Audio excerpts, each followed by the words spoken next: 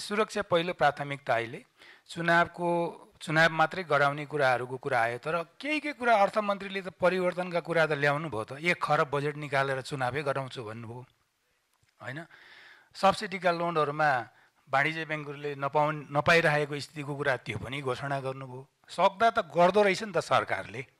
त्यसले गर्दाखेरि हामी निजी क्षेत्रले एकदमै गर्नुपर्ने कुराहरू चाहिँ हामीले सबै व्यावसायिक छाता सङ्गठन, सिएनआई, चेम्बर, निर्यात व्यवसाय महासङ्घ, सबै वस्तुगत सङ्घहरूको प्रतिनिधित्व गर्ने हामी नै यो छाता सङ्गठन त 4वटै संस्था छन्।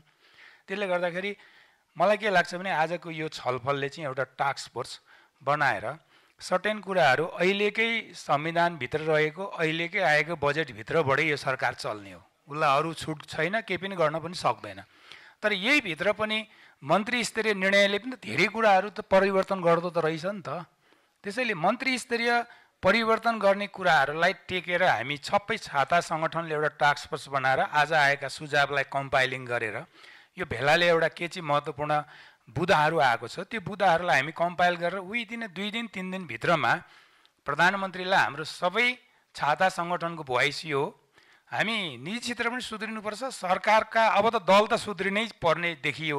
दलहरू त सुध्रेरै आउलान्। चुनावमा पनि एउटा स्क्रिनिङ त भइ नै हाल्छ चुनाव सही सलामत भइदियो भने हैन।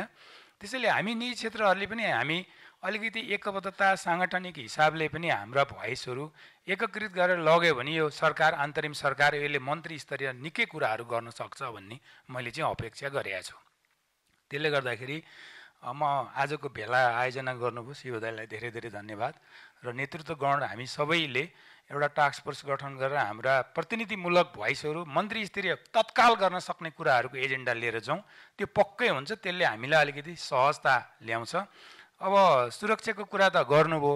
सरकार आफैको सुरक्षा भएन, सिंहदरबार जल्यो, सर्वोच्च जल्यो भनेपछि सुरक्षा त एकदमै च्यालेन्ज छ। अब बेरोजगारको कुरा आयो, अघि रामचन्द्र दाइले 1800 मान्छे बेरोजगार हुने स्थिति भयो भन्नुभयो। अब यो कारणले विदेश जाने कुरा पनि रोकियो। भिसा नदिने भएपछि कहाँ जाने?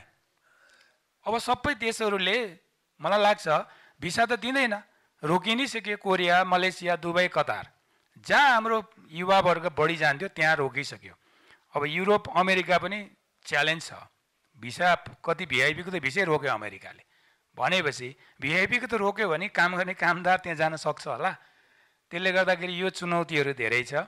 त्यसले गर्दाखेरि मेरो आग्रह चाहिँ के छ भने हाम्रो निर्यात सेक्टर एकदमै प्रताडित हाम्रो सेक्टर पनि भएको हुँदा हामी एउटा टास्क फोर्स गरौँ। आजकै यो भेलाले सबैको सहमतिले सबैका छाता प्रतिनिधिहरूको एउटा टास्क फोर्स बनाऊँ। प्रतिनिधिमूलक ढङ्गले प्रधानमन्त्रीलाई मन्त्री स्तरीय गर्न तत्काल गर्ने यी गरिदिनुहोस् भन्यो भने हामीले धेरै राहत पाउँछौँ। धन्यवाद।